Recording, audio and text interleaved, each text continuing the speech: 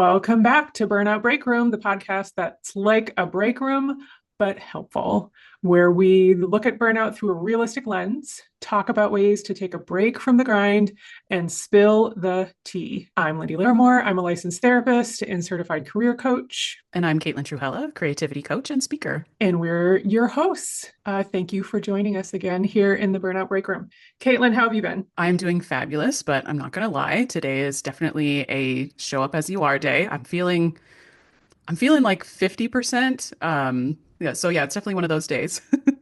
Preach. I feel so much the same. And I'm really glad to hear you say that because I felt a little bad as I jumped on that I was not going to be bubbling with energy. So I'm glad that we're kind of at the same energy level. So I truly don't know what's going to happen. I could like try to overcompensate and just have like sound far too bubbly or, crash and burn halfway through. We will see. We're going to see what happens. Oh, I feel that so much. And especially, so I'm a quadruple Gemini and Whoa. I often it's one of those things, right, where or like every quality is somewhere on the scale between strength and weakness, right? From Mhm. one end to the other and they fluctuate. So I'm incredibly adaptable and I am really good at mirroring other people.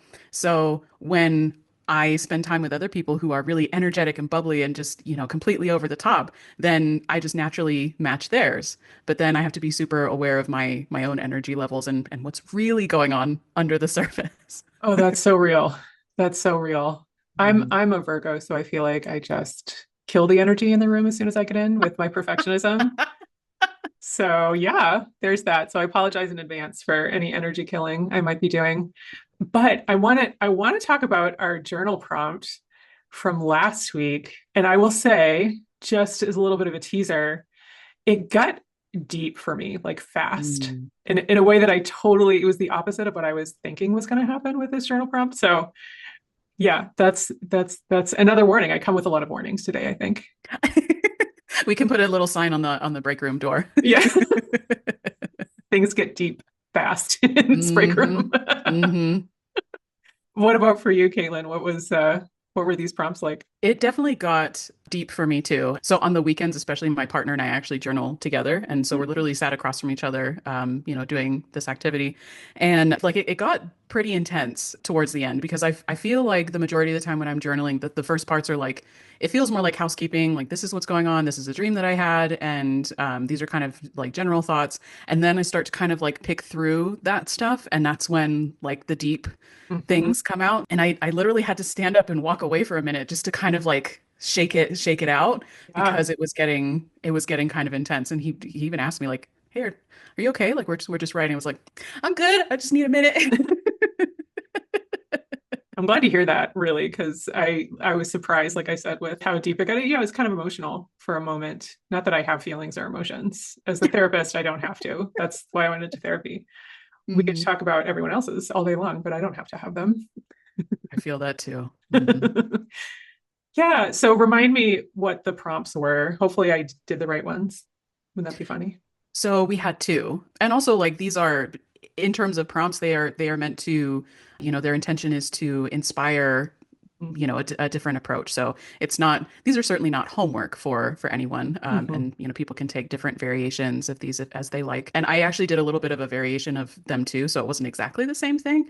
But the two that we had were, how can you explore your weirdness, or like what's weird that you're doing right now? And then also, how are you caring for yourself today? Those Mm-hmm. were our two. Mm-hmm. Yes. Do you want to go first? Because we're heading into vulnerable territory today, and so I need to prepare myself to be vulnerable. So, do you want to be vulnerable first?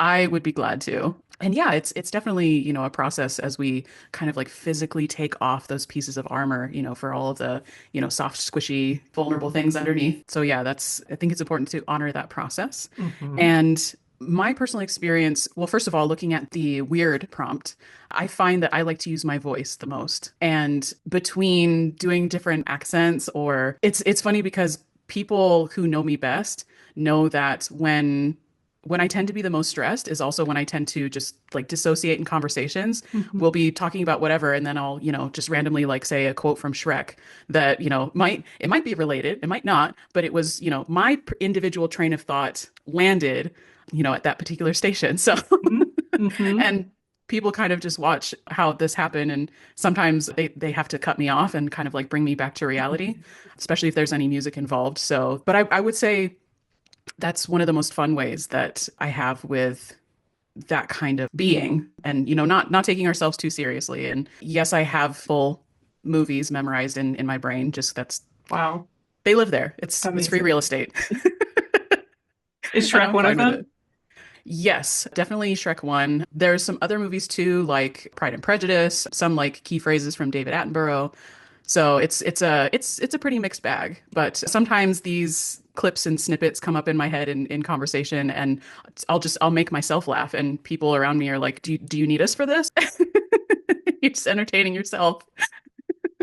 What a great skill. I mean, yeah, just to be able to like bring yourself to laughter without anyone else. That's amazing. I'm really grateful for, my friends' patience whenever this happens. It also helps to keep the atmosphere a little light and add Hmm. levity where necessary. And if I'm to go into the second prompt, the how are you taking care of yourself, it was really interesting to go through this question because I started out with just making a list and being like really looking at this list. Is this something that conveniently includes me as a in terms of care, or am I actually doing this for me?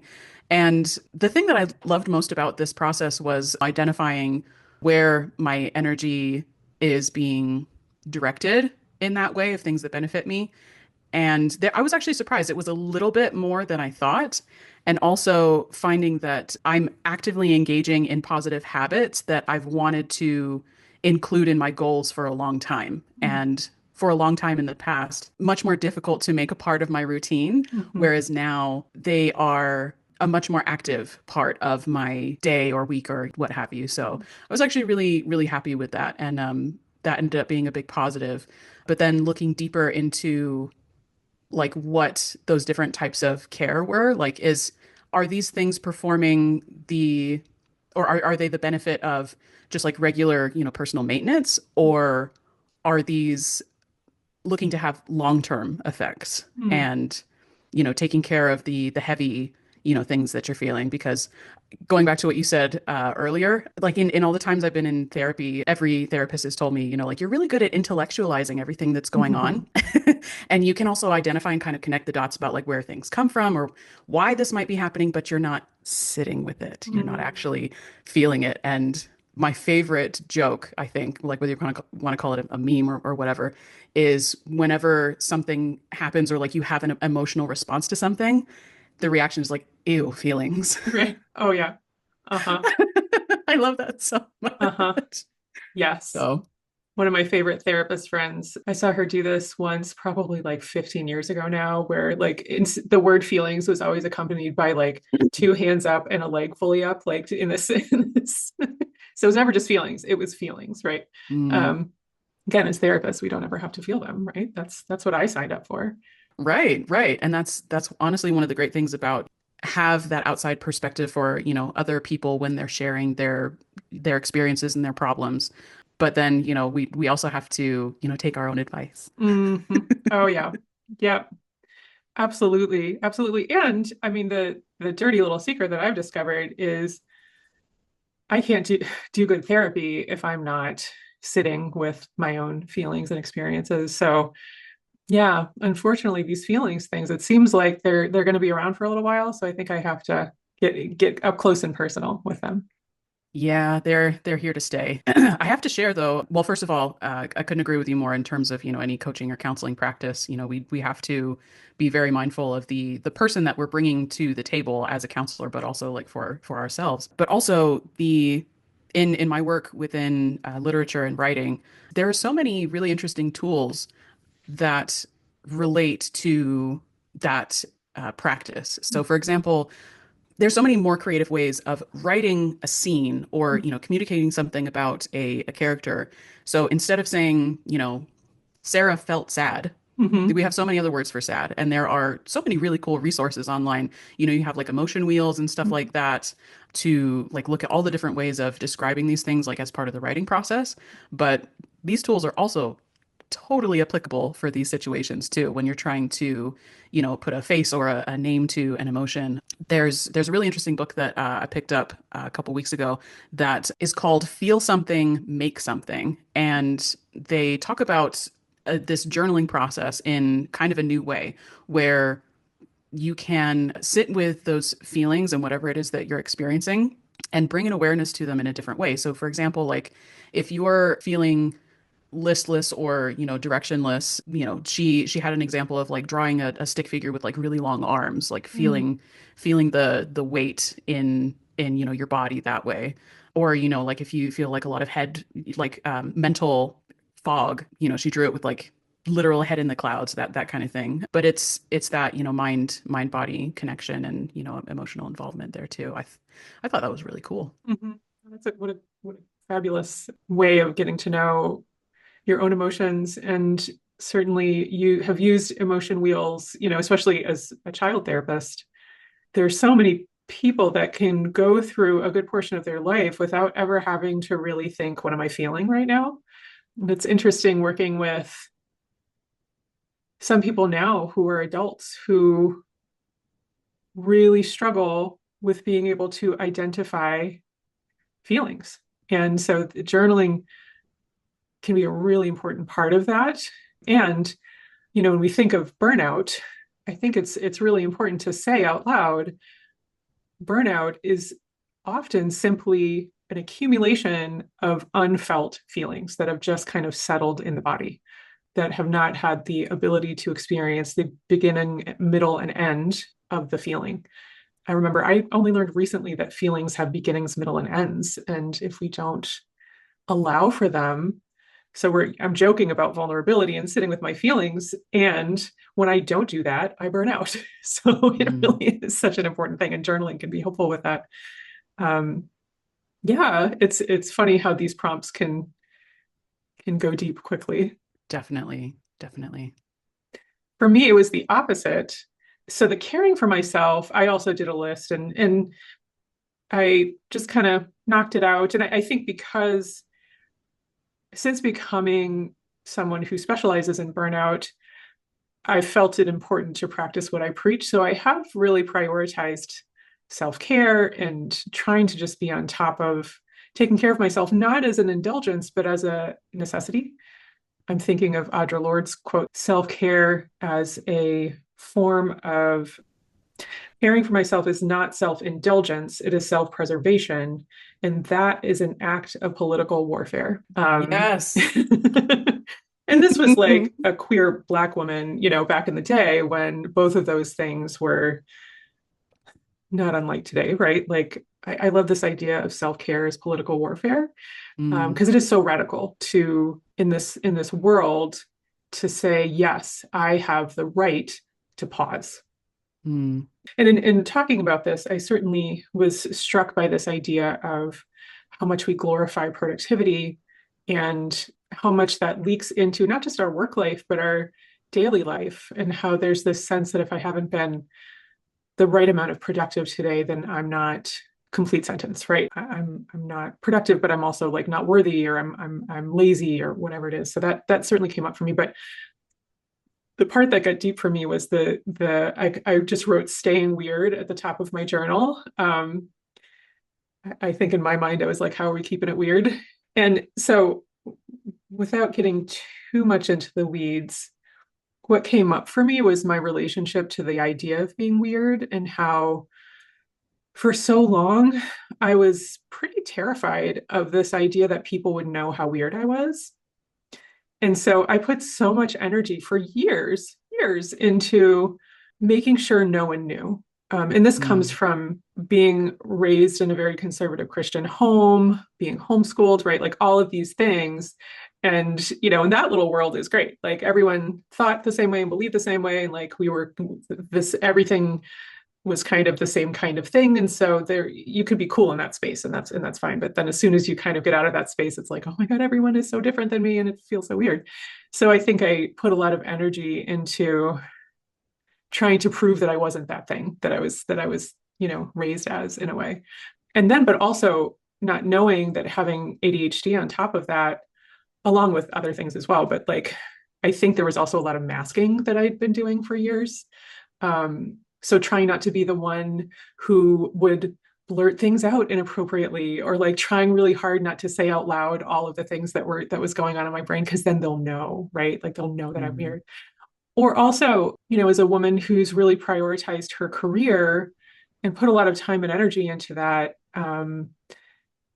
we still live in a world where women who haven't been married and don't have kids, right? Like there's something wrong with you, right? So it was only recently that I finally started to embrace my weird and to see it as, how can I use this? How is this my power instead of my shame? mm, mhm.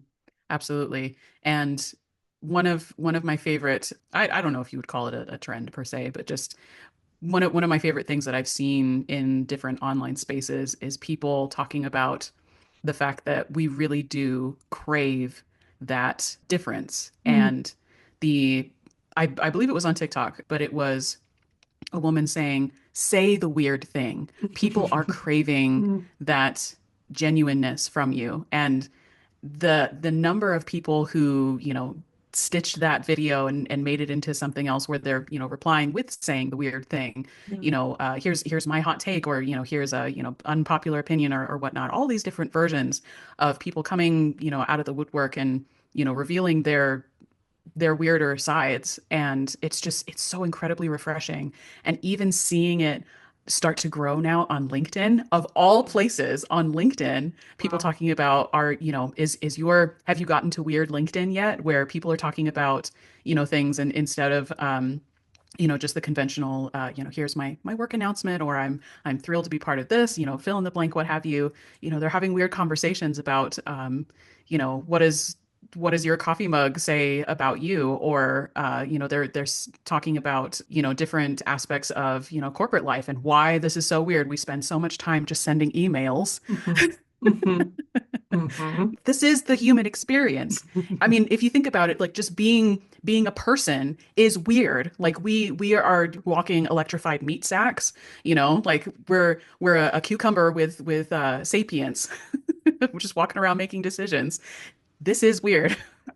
Yes. Yeah. And also like finding your space and finding your people, right? Like Mm, part of why I started my own business was because I couldn't find the people that liked my kind of weird. And so I finally accepted that that was okay. And that wasn't a sign that I had failed or that I was too weird. It was just like, no, I think my kind of weird maybe isn't corporate, like mm, maybe, hmm maybe, or at least, the corporate mental health spheres are a very unique space, maybe not so unique, they're probably like others, but I think there is this fear that I think what's glorified often in those spaces is mediocrity or mm, conformity. Like the most neutral person in the room tends to be the one that grows or gets promoted, even though social work was founded on being weird, right? Founded mm, on kind of a rebellion against traditional psychotherapy.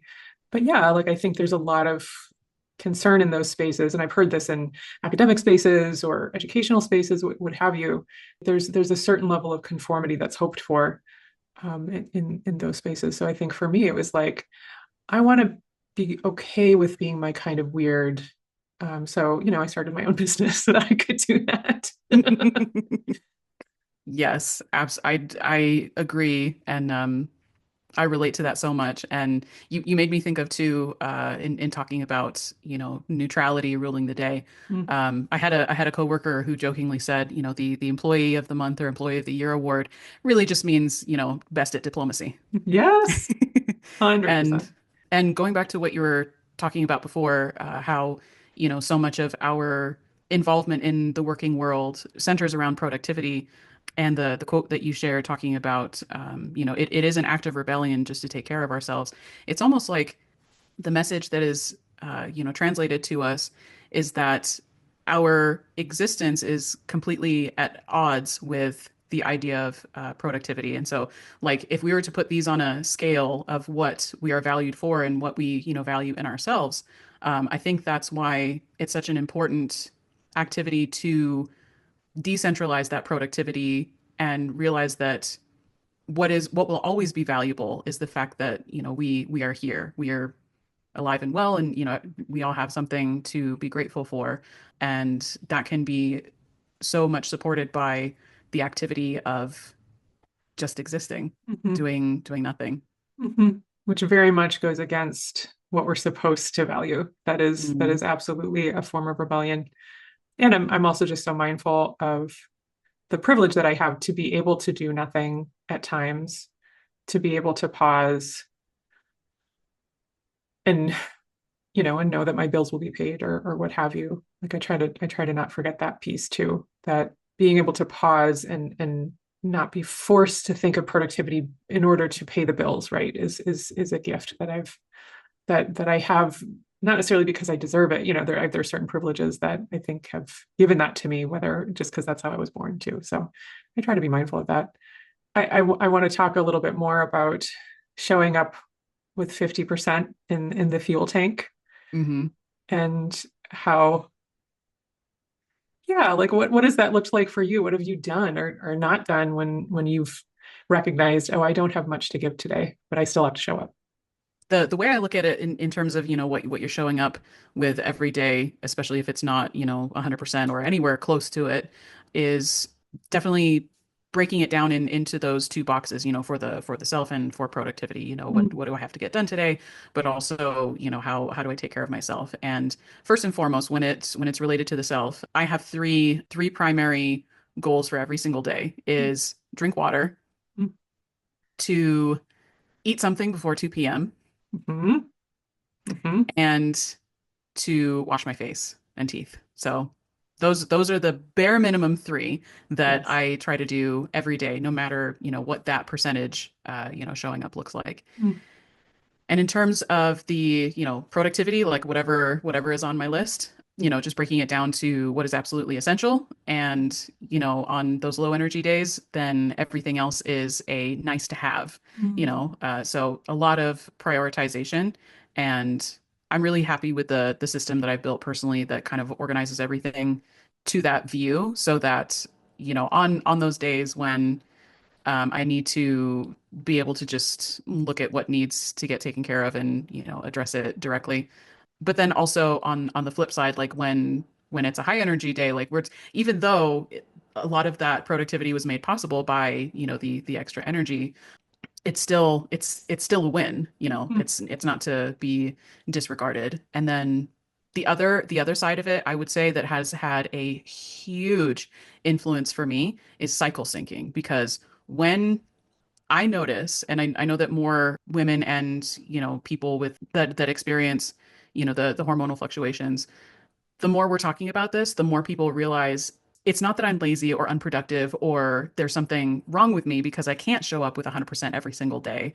But when I'm aware of those natural fluctuations in my physiology, then I can approach my projects, my goals, and, my relationships even with a greater understanding of what is going on with me and for me. Mm-hmm. This all of this so resonates with me, and actually is weirdly very much on point to some themes that I've noticed this week for myself. In conversations that I've had in working with women, especially who have ADHD, actually everyone that I've worked with that has ADHD, it's so funny that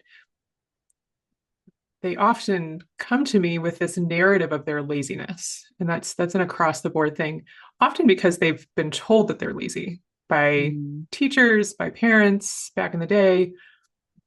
And then they adopt that. I heard once that folks with ADHD have just in their overall feedback over their lifetime, 70% of it has been negative. And I believe for folks without that diagnosis, I think it's more like a quarter. There's a significant difference. So folks with ADHD have adopted that negativity often in order to just survive as a form of motivation. This inner critic is strong and mm, often helps to feel like it motivates. So what I've seen is, and I've seen this in myself too, is like as soon as I have energy, I have to do everything on my list because, last week was a day where I couldn't get off the couch I had a day that I couldn't get off the couch. So now I have to make up for it because that was the worst thing in the world, right? Like I'm lazy because I had a day where I watched TV. And so now I need to do everything on my list. And the irony is, so then I crash, right? We crash, and it becomes this cycle, and the cycle of shame, really, which is I'm sitting on the couch, I can't seem to get up, I'm overwhelmed by the list. Then I get some energy because I was resting on the couch. Now I have to do the list, right? All of it, not just some Mm-hmm. of it, but all of it. Then I end up on the couch again, right? So like there's that cycle, and asking folks who often feel guilt about the things that they're not doing to then rest is often one of the most difficult things for them. So the irony of someone who has taken on this idea of laziness, and their inability to rest is really striking to me. And I also want to really highlight what you're talking about, folks who menstruate basically and have those kinds of hormone fluctuations. I remember years ago hearing a person say that they would try their best to work their schedule around their hormone cycle. And again, that felt really radical, right? Like how Mm-hmm. what I think I even remember not judging them at the time, but thinking, how is that possible, right? Like there's I don't know any part of my life at the time that would accommodate that, Mm-hmm. because we do live in a society that expects equal amounts of productivity every day, no matter what. Right. And so for folks who menstruate, that's simply hormonally, that's a big ask at the very least, if not impossible. And I just want to highlight that right now in Massachusetts, there's three forms of legislation that is actually supporting menstrual equity, because they've recognized that not only is there fluctuation in energy and productivity, but some folks who menstruate can't show up to work because they don't have access to products. Mm-hmm. And so, I think there's that piece too. That's, sometimes folks can't even access basic menstrual products to just be able to go to work too. So I think it kind of runs the gamut, but definitely this idea of we have different levels of energy, and what if we were to just honor that? Absolutely. And the to what you were talking about at the beginning, the initial reaction to hearing that somebody, had that initial idea to structure their entire, work schedule around their hormonal fluctuations. And I'll admit, I thought the same thing when I first heard this too. It's almost incredulous. How is it that you can make everyone else and all the systems work around you? Again, it's something that feels selfish when it's, realistically, it just makes sense Mm-hmm. to, associate different, tasks with that individual timeline. Make it work for you so that you can be the most productive at the times that it makes sense. Yes, and we live in a society where that idea of someone scheduling their lives around their menstrual cycle, that is selfishness, right? Like that in our society, that is selfish, right? Like how dare you? Hmm. And yet there are people out there who have the ability to work the world around them, right? Hmm. So, and that's not considered selfish, that's considered power, or that's considered finally making it or whatever. So I think, what if we were to reframe? I think selfishness, the way that we manage burnout in many people's eyes is selfish, Hmm. or Hmm. Audre Lorde, self-indulgent, right? Hmm. And sometimes pausing from giving in the ways that we have before does disrupt people's worlds and lives, especially for folks who have lived their lives around being the giver. I'm thinking of the Nagoski sisters' book on burnout. They talk about human giver syndrome Mm. and how that can lead directly to burnout, because in their world, in their lives, they are the giver. That is what is expected. So this idea of like pausing or resting can be disruptive to people's worlds when we've built worlds around being the giver. Right. Absolutely. And this goes right back to what you were talking about before in terms of, caring for the self as an act of rebellion and self-indulgence, as you said. And it's amazing too, because looking at these two different scenarios where, our option is either to, take care of the self and recognize, the beauty of our existence and what we can be when we're not exhausted. Mm-hmm. And the other option being to mask what's going on underneath. And I think that's why it makes me so happy that more people are talking about this issue, and especially how these translate to different experiences, and the privileged involved in each one. Because as you were saying before, even having the privilege to pause and do nothing, just for a minute, or, having the privilege to set your schedule in a way that is most beneficial to you, even recognizing, people who have additional obstacles in those cases, such as there's still not a lot of research around PCOS and, fertility related people who quite literally cannot function because of, their menstrual cycle. And it's an intense, it's very unfortunate that it's still not recognized. And it makes me so happy to hear though, as you're talking about different forms of legislation there in Massachusetts. Yeah, that makes me incredibly happy to hear that. Listen, Caitlin, speaking of weird, right? Like, I attended Menstrual Equity Summit a few weeks ago, or a couple months ago now. The National Organization of Women, that's based out of Massachusetts, is really spearheading this lobbying for this legislation. One of which is being referred to as the IM bill. But Hmm. they're lobbying to have menstrual products available in government buildings, but also in public buildings, and to disclose the ingredients in menstrual products, which I Yes. hadn't thought of before. But yeah, like these are Hmm. things we're putting in our body often.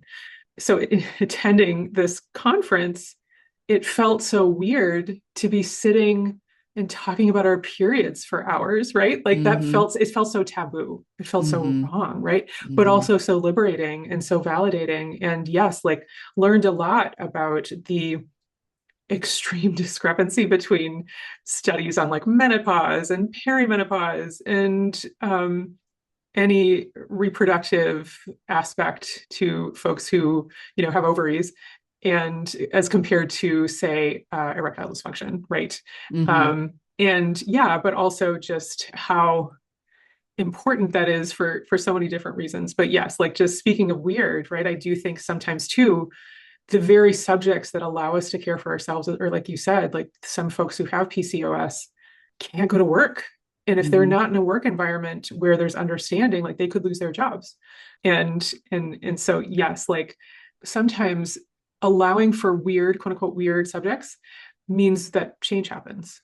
Yes, absolutely. And goodness knows, change can even happen in the stillness that we take in those moments. And yeah, it's so empowering to, be able to be in those spaces where, you feel seen and heard, Mm-hmm. and also just recognizing the collective too, Mm-hmm.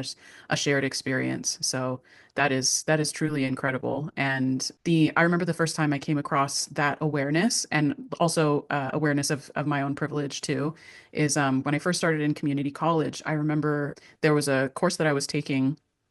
It ended up being fairly small, and I noticed that there was a student who was systematically absent from class, and I just happened to notice we were in like group projects and things together. Because oftentimes the first assumption is like, oh, they're not taking, their education seriously, or they're lazy, fill in Mm-hmm. the blank to be, dismissive in, whatever way.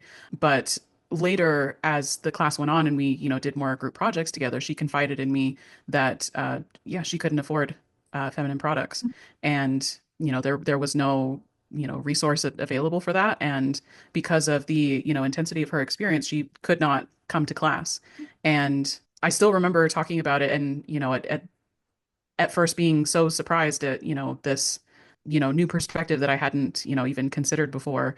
And my first thought was like, well, why didn't you tell me sooner? Like, I always have stuff on me, just in case. Like I would have been happy to, but that's kind of a dismissive, perspective as well. But like ultimately, we all want to support each other, and I think also it's another way, it's another like form of feminism and community, that we support each other and continue this open conversation and transparency together. It's not just about being a girl's girl and always having each other's back, and that kind of thing, but it's also creating these spaces to have these open conversations. It's so important.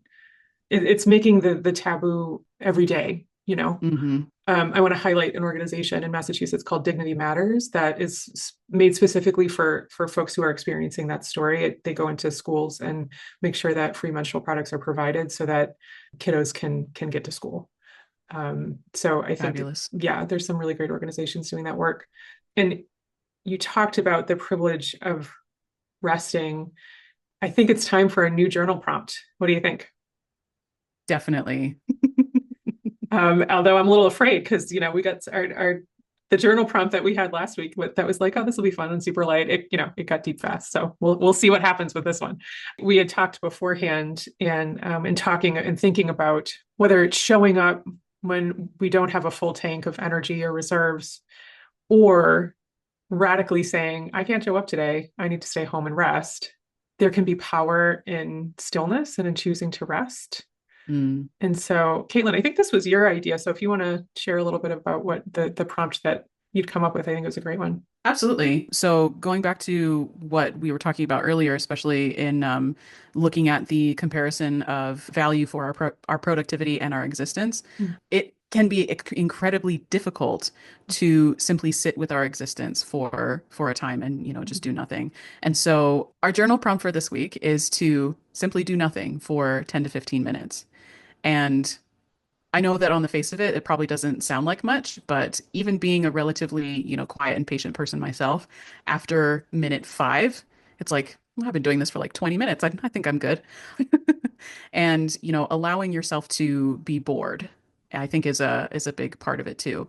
And so whether that activity looks like meditating for, 10 to 15 minutes or, just watching the sunset, watching the clouds, something that just allows you to sit and be, and then we can write about the experience. Yeah, I mean that's another form of radical right there is the just being, and not just being with your phone or just being with your TV or even a book, right? But like just being. And a lot can come up. And so I'm excited to see for myself, not necessarily journaling during, but after, reflecting on the experience of just being. For and 10 minutes is a long time. Right? Exactly. Like you said, about like two to 5 minutes, and it's like, all right, so it's been an hour now. Okay, I must be like way done. Yeah, so I'm excited to give that a try. Me too.